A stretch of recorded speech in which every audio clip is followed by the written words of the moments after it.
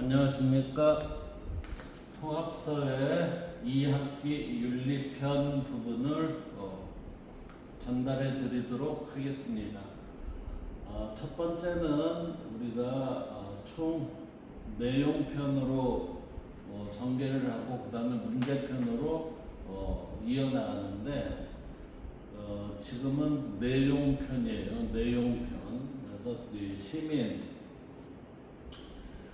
시민이라는 표현은 이게 그리스 아테네 도시국가에서부터 비롯이 됐죠. 그래서 그 시민이라는 의미가 이 시민이라는 말 자체가 결국은 우리가 당시 그리스 아테네에서는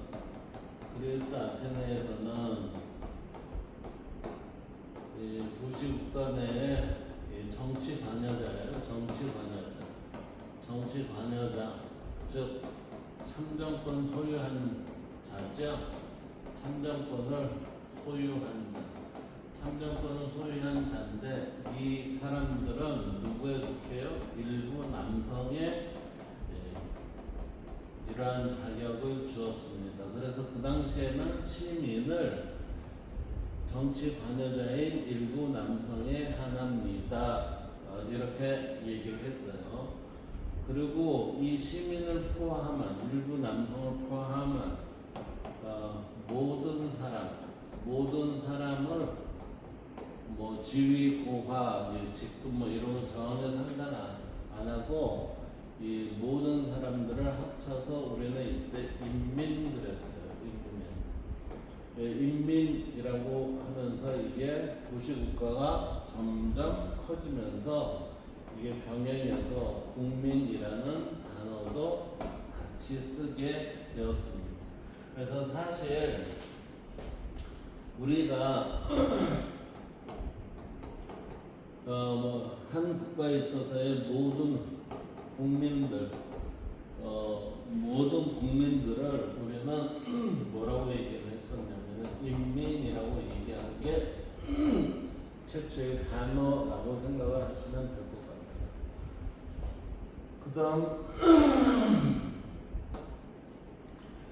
이제 이러한 시민이 권익보호를 위해서 그랬어요. 시민의 권익보호를 위한다는 얘기는 권익이란 말은 권리와 이익이죠.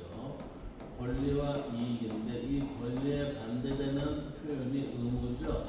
그래서 이 의무보다는 내가 주장할 수 있는 것들, 그러니까 나의 주장으로 인해서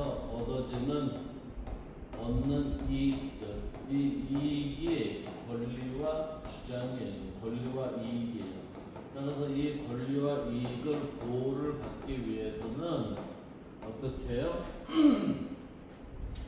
우리는 이제 일반적으로 생각하면은 나라가 보호해 주겠지 그러는데 나라는 모두를 보호하는 게 아니라 일부 보호예요. 일부 보호.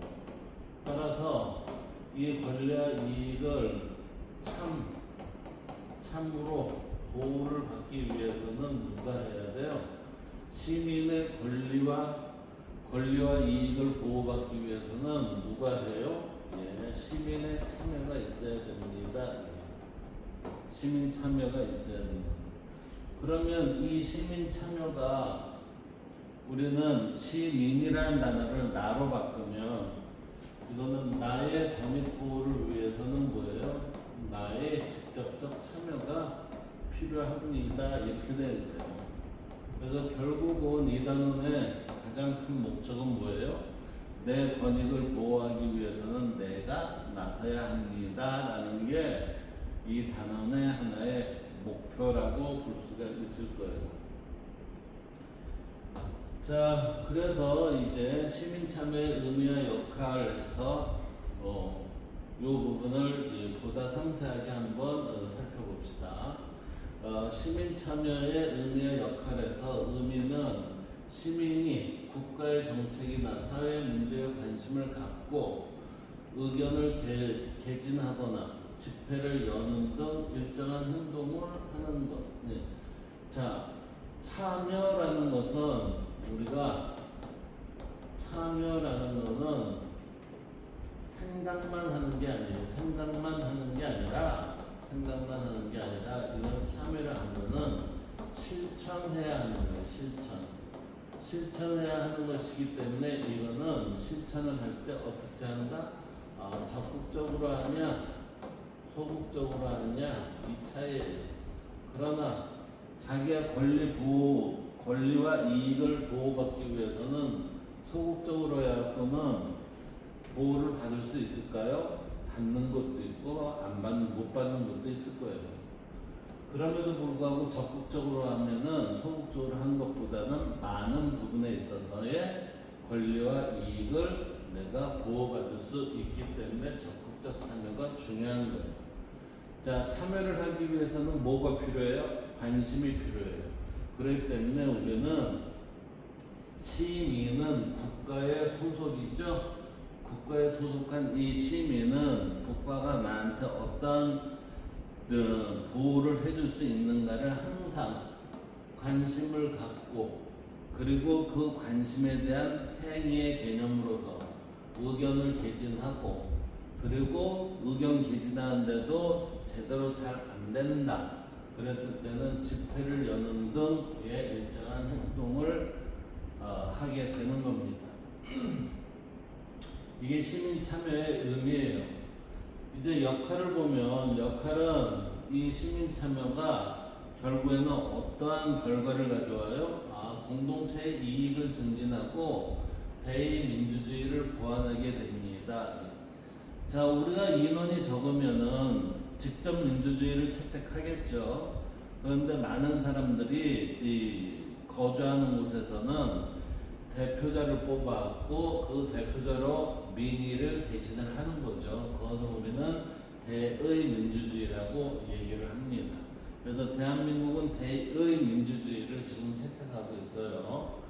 자, 역할에 대한 세부 사항을 보면 공동체 이익의 증진, 이거는 시민 참여를 통해 현실의 문제점을 지적하고 우리 사회를 변화시킴으로써 모든 사회 구성원이 권익을 보호받기 위함입니다.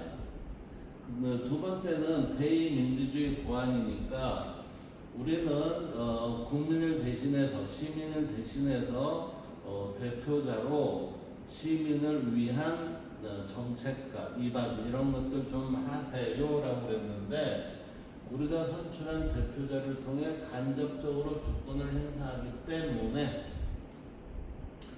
국민의 의사가 잘 반영되지 못할 수 있어요. 왜 그러냐면은 뽑히기 전까지는 국민을 위해서, 시민을 위해서 자기의 목숨을 아니면 최선을 다하겠습니다 이런 사람들이 일단 딱 대표가 되면은 국민, 시민보다는 자기의 이익을 챙기는 그러한 부당한 형태에 있어서의 행위만 하는 사람들이 있거든요.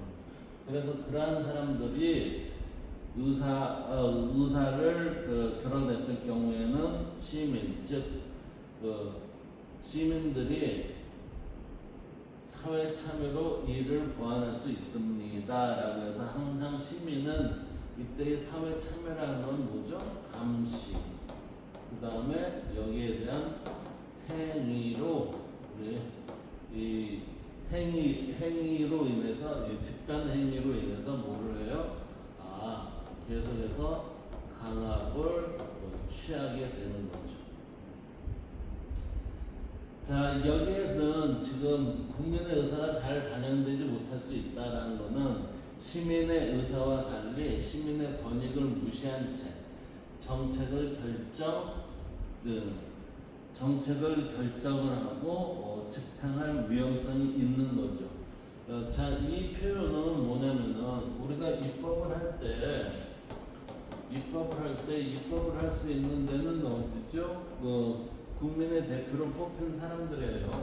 그러니까 우리는 국회의원, 그 다음에 도의원, 그 다음에 시의원, 그 다음에 구의원, 이러한 사람들로 하여금 입법, 정책을 이제 만들어서 시행할 수 있도록 하죠. 그 정책 시행은 주로 누가 하냐면은 행정부의 장이에요. 그 이제 가장 높은 사람이 누구냐? 대통령이에요.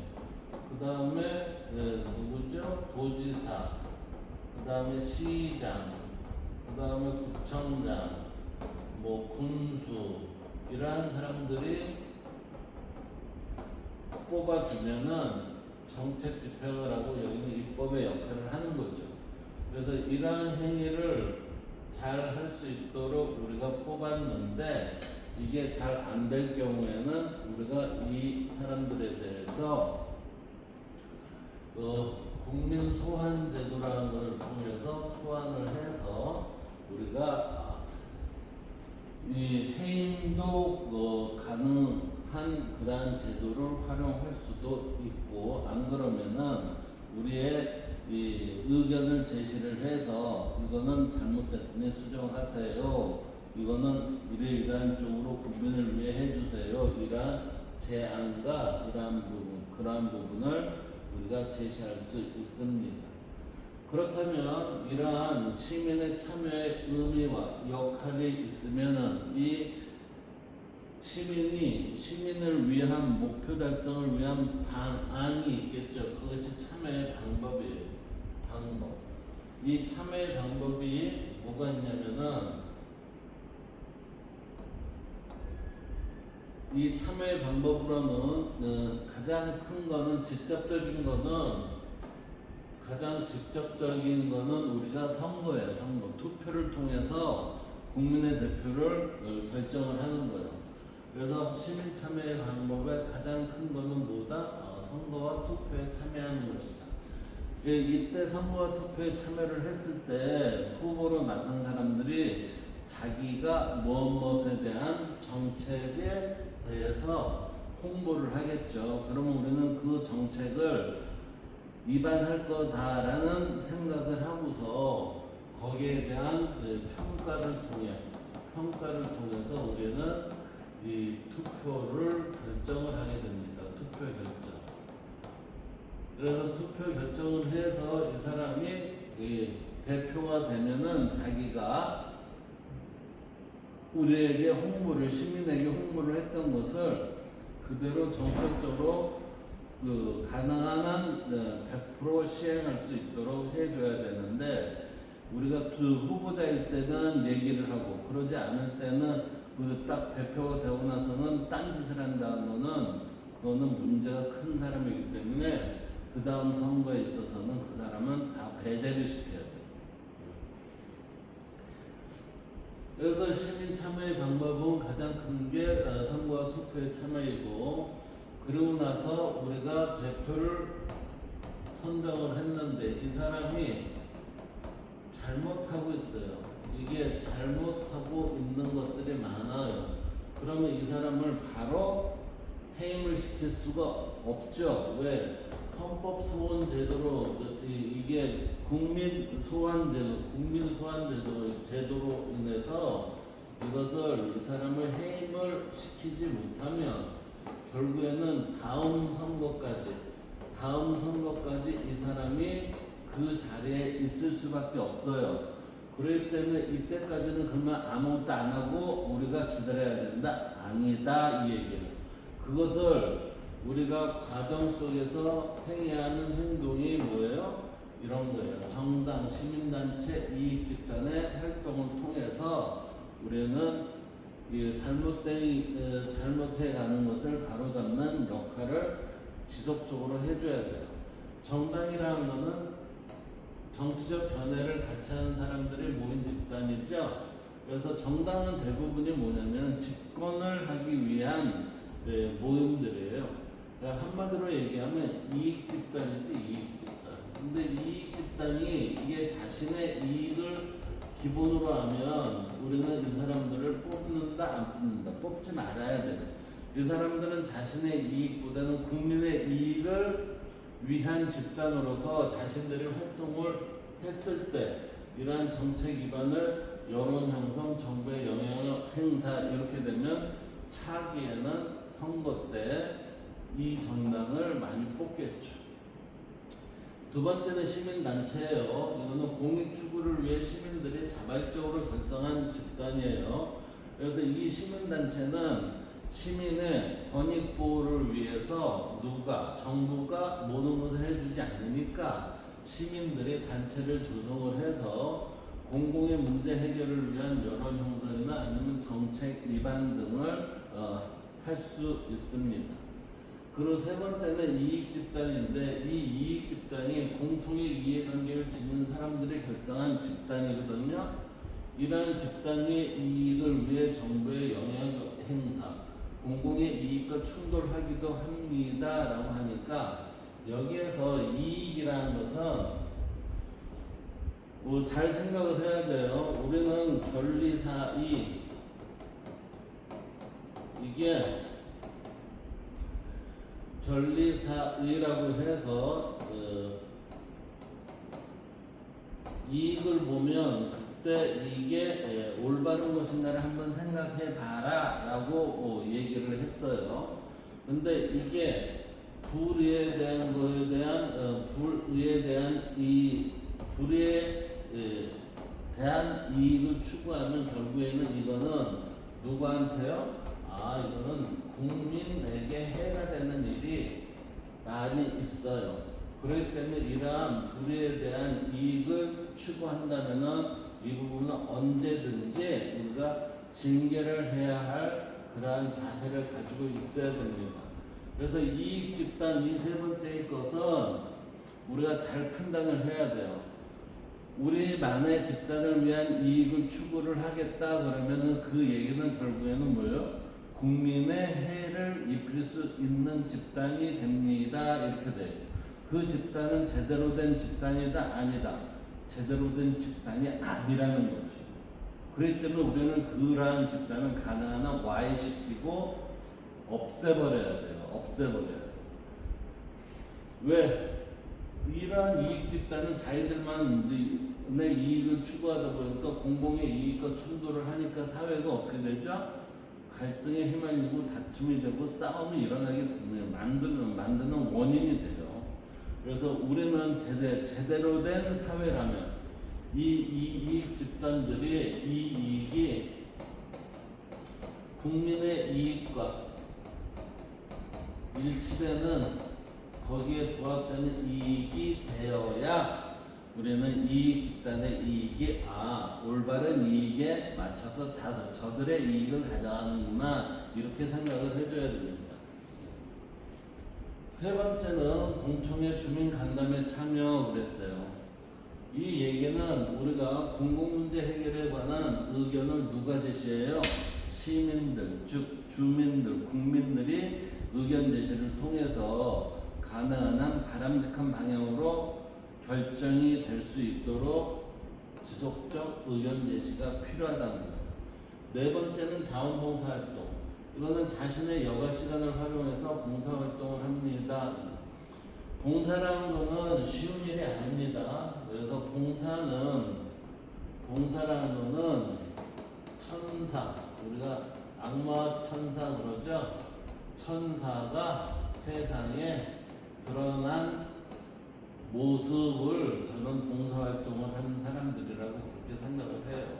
그래서 자신의 여가 시간을 활용해서 봉사활동을 하기도 하고 입법 활동에 참여도 합니다. 이 얘기는 뭐죠? 우리가 이러이러한 법을 만들어서 국민들한테 이익이 되는 그러한 법을 제정해 주세요. 그래서 입법 청원이나 주민조례 청구 등을 통해서 보다 나은 공동체를 만들어가는 작업에 일조를 해야 된다라는 거예요. 그게 이제 시민 참여의 방법의 큰 5가지의 이야기가 살펴볼 수 있었습니다. 자, 여기까지 우리는 지금 얘기를 하면서 뭐냐면은 정당한 형태에 있어서의 권리 주장을 요구하는 거예요. 그런데 이러한 권리 주장이 잘못된 것을 수정을 해 주세요라고 해서 뭐를 해요? 헌법 소원을 합니다. 법이 잘못되어 있다고 수정을 해주세요 하고 헌법 소원을 하는데 아니야. 이거는 불법의 요소가 있어도 그게 법률적으로 제정이 되었기 때문에 이거는 수정하지 말고 여러분들이 이 불법적인 요소를 그냥 법으로 규정되어 있으니 따르세요 라고 이런 결론이 나오면 여기에 대해서 시민들은 복종을 해야 됩니까? 아니요, 복종을 하면 안 됩니다 하고 불복종을 하게 돼 있어요. 그 불복종을 하는데 이때 혼자서 불복종하면은 너무 힘이 약하니까 우리가 단체를 조성을 해서 시민들이 불복종 운동을 하게 됩니다. 이러한 불복종 운동의 대표적인 것을 우리는 이론을 제시한 사람은 소로와 롤스지만 거기에 실제적인 사례를 적용했던 사람은 간디하고 몽고메리 버스 승차 사건인데 이거는 마틴 루터 킹이 그 운동을 했죠. 그래서 이 두 가지 사례를 살펴보도록 하겠습니다. 자, 시민불복종은 의미가 뭐냐면은 부정한 법이나 정책을 바로잡기 위해 우리가 뭐를 해요? 헌법 소원을 합니다. 대한민국 같은 경우는 헌법 소원 제도를 활용을 하는데 이게 기각이 돼서 수정이 안 돼요 했을 때는 우리가 의도적으로 법을 위반하는 행위로 시민불복종이라는 운동을 하게 돼 있어요. 거기에 대한 주요 사상가는 소로와 롤스예요. 여기에서의 소로 같은 경우에는 뭐냐면은 이 소로의 입장은 우리는 양심에 따라 양심이 우선인 사회를 만들어야 합니다. 따라서 부정의에 대해서는 양심에 어긋나기 때문에 이거는 우리는 받아들여지면은 안 됩니다. 해서 불복종을 해야 합니다. 이렇게 얘기를 하고 있어요. 롤스 같은 경우에는 정의에 어긋나면 여기에 대해서 불응을 해도 됩니다 라고 이렇게 얘기하고 있습니다. 자, 이러한 실천적 사례를 보면은 간디의 소금법 투쟁인데 간디가 1930년대에는 영국의 식민지였죠. 그래서 영국 정부의 소금법에 반대하며 이때 이 소금은 뭐였냐면은 영국 정부가 전매를 했어요. 전매. 그래서 소금이 생산이 되면은 영국 정부가 다 그걸 구매를 해서 구매한 소금을 이제 인도인들한테 이익을 붙여서 파는 작업을 한 거죠. 그래서 인도의 간디가 주도하며 평화적인 행진을 한 비폭력 저항 운동입니다. 해서 이때는 1930년도에 소금법 투쟁을 해서 1931년도에 폐지를 유도를 했어요. 그러니까 시민불복종이라는 운동은 효과가 있다 이런 내용이죠. 그 다음 두 번째는 몽고메리 버스 승차 거부 운동인데 이건 미국에서 일어났어요. 1956년에서 58년 이 사이에서 벌어진 건데 버스를 백인과 흑인 간의 버스 좌석을 분리하고 흑인을 차별화한 법에 저항하며 미국의 몽고메리시에 거주하는 흑인들이 벌인 버스 승차 거부 운동이었어요. 그래서 이러한 부분에 있어서의 흑백에 있어서의 자석 그리고 비어 있음에도 불구하고 그 자석에는 백인만이 앉아야 된다 그러면은 흑인들은 못 앉는 그러한 사례로 인해서 승차 거부 운동으로 해서 이게 바뀌는 결과를 가져왔습니다. 자, 그러면 시민불복종은 우리가 뭐라고 그랬냐면 의도적으로 법을 위반하는 행위라고 그랬어요. 그렇죠? 그럼 이 의도적으로 법을 위반하는 행위가 정당화가 되기 위해서는 조건이 있어요. 그 조건이 네 가지예요. 네 가지인데 첫째는 목적의 정당성, 즉 공익에 해당이 돼야 돼요. 공익에.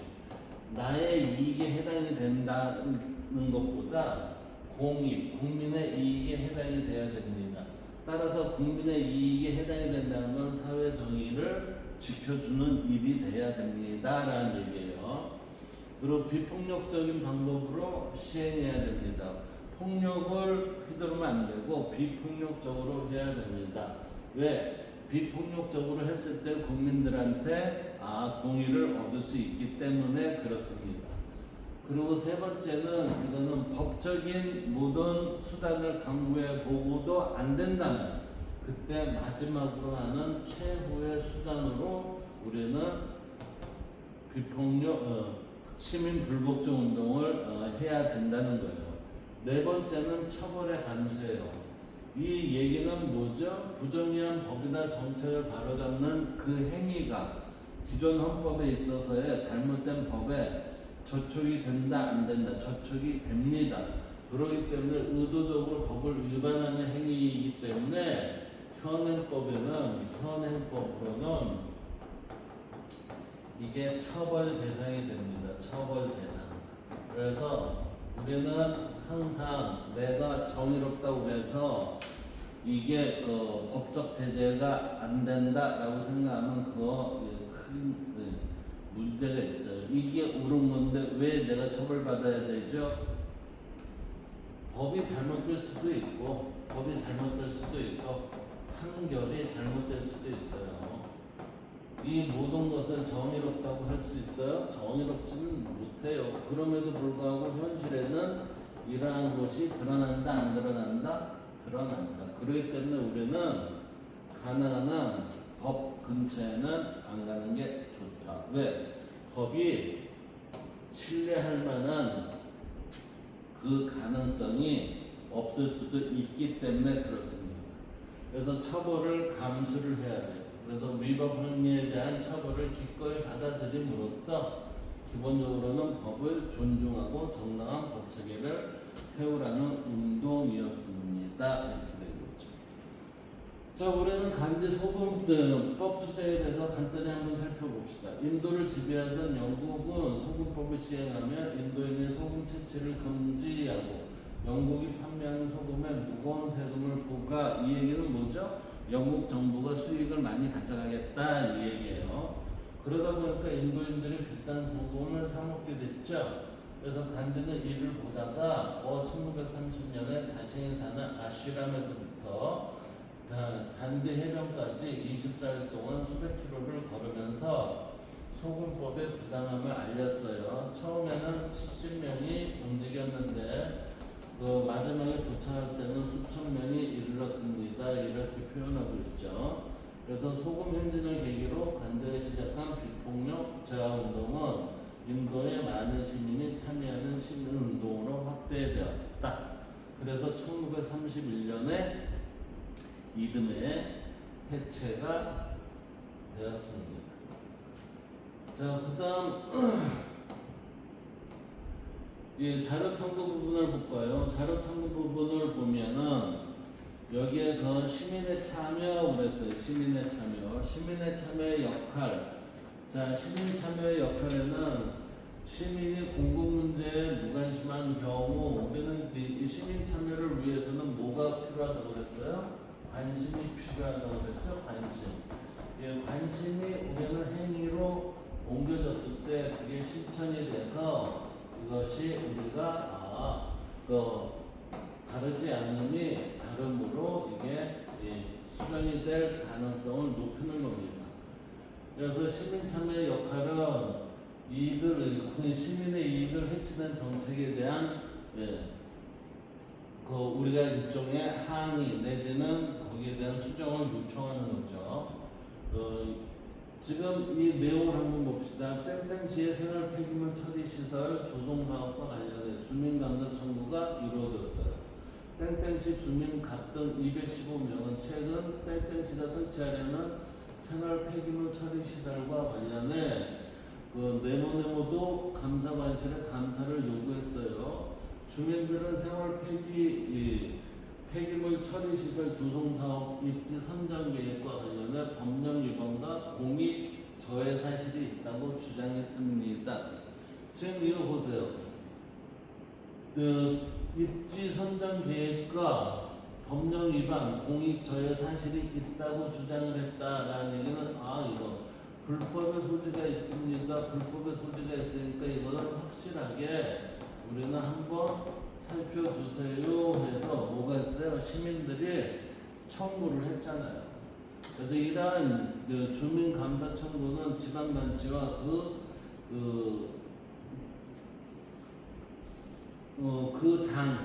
단체장이죠. 그 단체장의 권한에 속하는 사무의 처리가 법령에 위배되거나 공익을 현저히 해친다고 인정되면 이 부분은 수정되거나 아니면 폐기돼야 합니다라는 요청이에요.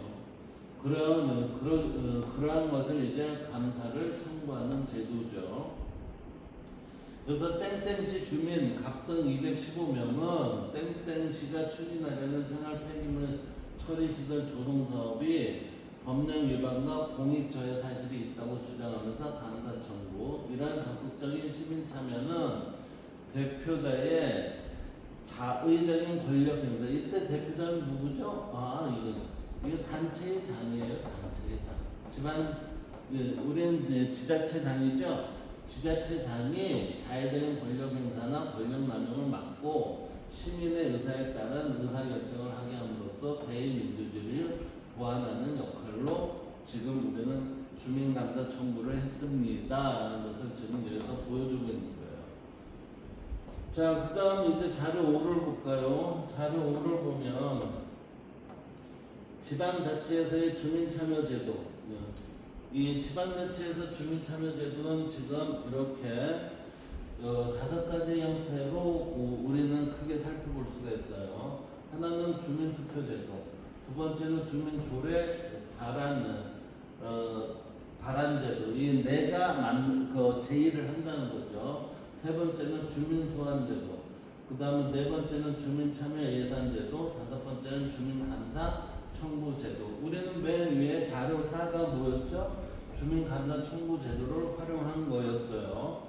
그러면 주민투표제도라는 거는 주민에게 과도한 부담을 주거나 중대한 영향을 미치는 주요 정책 등을 주민투표로 결정합니다. 이건 주로 직접민주주의를 시행하고 있는 스위스에서는 이러한 형태의 일을 간혹 많이 실시한다고 그러죠. 근데 우리는 대의민주주의니까 이것을 뭐예요? 주민투표제도를 통해서 이러한 것을 결정해내도록 주민이 요구를 할 수 있다는 거죠. 그리고 주민조례 발안제도, 이거는 주민이 직접 조례안을 제출해서 지방의회에서 발의가 이루어지게 할 수 있습니다. 이거는 청구하는 거예요, 청구. 조례 청구를 통해서 이 조례에 대한 시한 청구를 통해서 이게 진행이 될 수 있도록 해주세요, 이런 거죠. 주민소환제도, 이건 선거에 의해 선출된 지방자치단체나 지방의회 비례대표 또는 지방의회 의원이 뭐를 하냐면은 이건 비례대표나 지방의회 의원은 제외해요.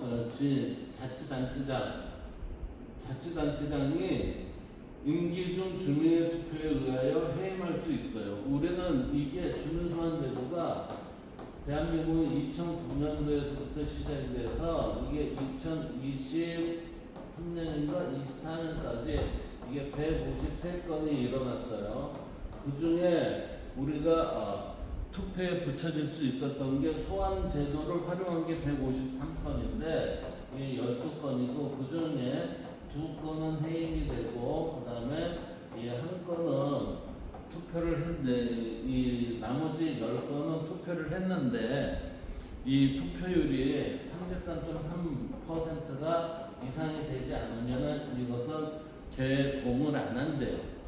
그 중에 이제 10개 중에 하나가 32.15%인가 아니면 33.25%인가 이렇게 돼갖고 이게 개봉이 안 됐어요.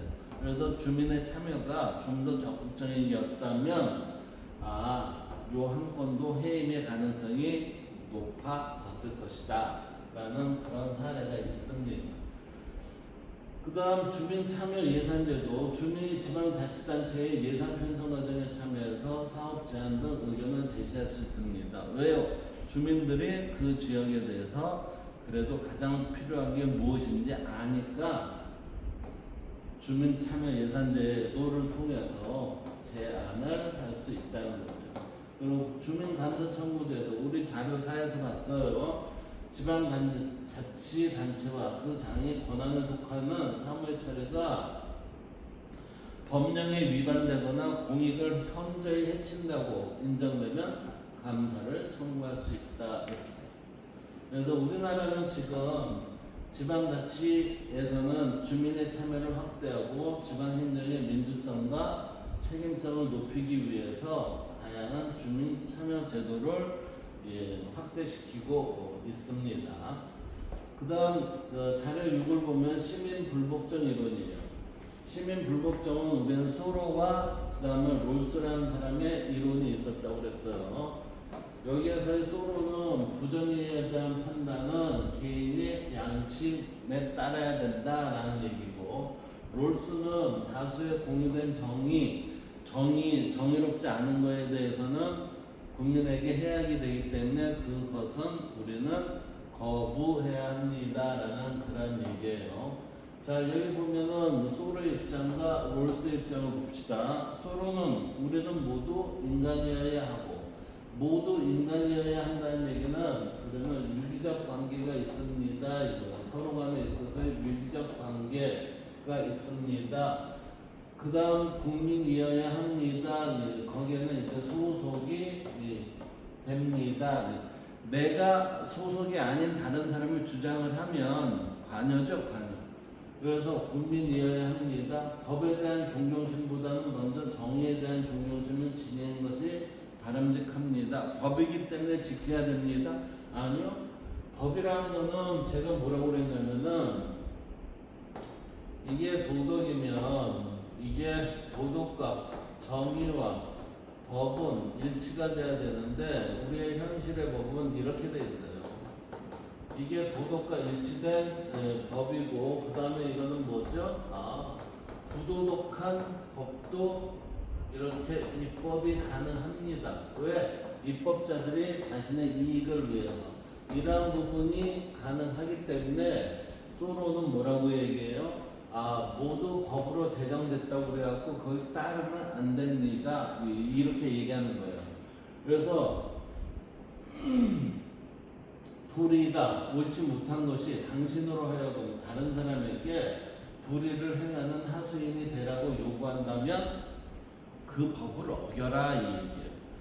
이 법이 맞는 제정은 되었지만 부도덕한 것이 입법이 되었다 하면은 이거는 지키면 안 된다 이거죠. 그래서 이때 소로는 뭐라고 얘기하냐면 양심이 우선이기 때문에 양심에 어긋나는 것은 거절해라 이렇게 얘기하고 있어요. 그 다음 롤스는 시민 불복종은 어느 정도 정의로운 민주체제에서 법률이나 정책 또는 명령이 공유된 정의관을 위반하였을 때 그랬어요. 롤스 입장에서는 독재하에서 이런 것을 시민 불복종을 하면 그 불복종한 사람들이 무차비하게 이게 사례가 되고 실종이 되는 사례를 종종 현실적으로 바라보니 뭐라고 그랬냐면 시민 불복종 어느 정도 정의로운 민주 체제에서 그랬어요. 그러니까 사회적으로 어느 정도 그래도 안정이 돼 가는 그러한 체제에서 가능하다라고 얘기하는 거예요. 그래서 개인의 양심을 넘어 다수에게 이것을 알리기 위한 행위, 이게 잘못됐음을 알리기 위한 행위가 뭐예요? 시민 불복종입니다. 이렇게 되는 거예요. 그래서 시민 불복종은 소수자가 다수자의 정의감을 호소하여 정의의 원칙에 따라 법을 바꾸도록 하는 행위라고 할 수 있습니다. 자, 이 두 사람이 소로는 양심의 법이 정부의 법보다 한층 고차원적인 범위이며 그랬으니까 소로의 입장에서는 우리의 정부가 입법한 것보다 양심에 따라서 그 법을 판단하세요 이렇게 얘기한 거고, 만약 양심의 법과 정부의 법이 충돌한다면 시민은 양심의 목소리에 복종하는 것이 의무입니다. 이렇게 돼야 된다는 거예요. 이게 우리는 2차 세계대전 때 아이히만이라는 사람이 유대인 학살에 많은 동조를 했죠. 한 660만 정도가 죽었다고 그러는데 이때 이 사람이 그 유대인 경찰한테 잡혀갖고 이송이 돼갖고 국제사법재판소에서 재판을 받을 때 뭐라고 그랬냐면은 자신은 군인입니다. 자신은 군인이기 때문에 군인의 임무에 명령에 따른 임무에 충실하였기 때문에 자기는 잘못이 없습니다. 이 얘기를 했어요. 이거는 제도를 따른 거죠. 이 사람한테는 양심이 있다 없다. 양심이라는 거는 사라진 상태의 제도만 따르는 겁니다. 그러니까 소로는 뭐라고 그랬어요? 정부의 법보다 양심의 법이 우선이다 라고 했으니 이 군인인 이 사람은 양심이 없다는 얘기는 뭐예요? 자기의 도덕적 관념이 제로였다 이렇게 봐갖고 그 사람 결국은 사형에 처해집니다. 그 다음 롤스는 사회적 다수에 의해 공유된 정의관이 불법적인 기준이 되어야 한다고 주장한다. 이 얘기는 결국은 국민에게 해가 되는 법이라면 그거는 잘못된 법이라고 생각이 돼서 바뀌어야 합니다. 라는 그 표현입니다. 이제 문제를 한번 볼까요? 문제를 보면 자, 맨 위에서부터 봅시다. OX 표하기 그랬어요. 시민 참여는 시민 권익을 보호하여 공동체 이익을 증진하는 역할을 한다 그랬어요. 공동체 이익을 증진하는 역할을 하죠. 그 다음에 정보통신기술의 발달로 시민은 온라인 공간에서 시공간적 제한을 받지 않고 자신의 견해를 밝힘으로써 여러 형성에 활발하게 할 수 있습니다. 이거 SNS 활동이죠? 할 수 있습니다. 그 다음에 시민 불복종은 문제 해결을 위해 시도한 여러 합법적인 방식이 실패했을 때 최후 수단으로만 시행되어야 하며 상황에 따라서는 폭력적인 방법 이거 아니라고 그랬죠? 비폭력적이어야 합니다. 해서 X가 되겠습니다. 그 다음 여기에 보기에서 고르기 해서 저 4, 5, 6, 7번이 있는데 이 4번은 뭔가 봅시다. 자신의 여가 시간을 활용하여 봉사활동을 한다라고 하는 건 리얼 자원봉사활동 이렇게 되겠네요. 정치적 견해를 같이 하는 사람들이 모인 집단, 이익 집단이죠. 그러니까 정치적 견해니까 예, 정당이 되겠어요. 그 다음에 국익 추구를 위해 시민들이 자발적으로 결성한 집단, 이거는 시민단체가 되겠네요. 그 다음에 공통의 이해관계를 지닌 사람들이 결성한 집단, 이게 이익 집단인 거죠. 우리는 이익 집단을 이루는 것도 중요하지만 이익 집단이 이게 공익에 위배되는 부분이 있다면은 이거는 좀 더 냉정하게 생각해 볼 필요가 있다는 것을 명심해야 됩니다. 그 다음 빈칸 채우기에 시민은 국가의 중요 정책을 직접 결정하는 우리가 무엇에 참여하여 그랬어요. 무엇에 직접 결정하는 무엇에 참여하는 시민의 권익을 보호할 수 있다. 이거 국민투표예요. 국민투표에 참여하여 시민의 권익을 보호할 수 있다. 그 다음 부정의한 법이나 정책을 바로잡기 위해 의도적으로 법을 위반한 행위를 우리는 뭐라고 그랬죠? 시민 불복종 그랬어요. 그래서 시민 불복종이라고 합니다. 그리고 어디에서는 대표자를 통해 주권이 간접적으로 행사되기 때문에 국민의 의사가 잘 반영되지 못할 수 있다. 이건 대의민주주의죠. 우리나라가 채택하고 있는 대의민주주의 이렇게 됩니다. 따라서 시민 참여로 사회 문제 해결에 직접 참여할 필요가 있다. 자, 이제 서로 관련된 내용 그랬어요. 자, 주민투표. 이 주민투표는 뭐에 해당이 돼요? 주민의 투표로 결정합니다. 그러니까 이 디귿이 되겠네요. 주민조례 발행. 직접 주민이 조례를 제출하는 거죠. 이게 니은이 되고 주민소환제도. 임기 중 주민투표로 대표자를 해임하는 것. 우리나라는 몇 건이 있었어요? 2건이 있었습니다. 2건이 성립이 하려면 재투표를 하기 위해서 33.3% 이상의 그 이제 동의가 있어야 되고, 그리고 33.3% 이상의 찬성을 받아야 우리 절반 이상의 결국에는 찬반 투표에서는 찬성이 더 커야 우리는 이 부분이 해임에 이끌 수 있습니다. 자, 그 다음 볼까요? 그 다음 이거는 인권 문제의 해결이니까 오늘은 여기까지 이번 시간은 마치도록 하고 다음 시간은 인권 문제를 하도록 하겠습니다. 감사합니다.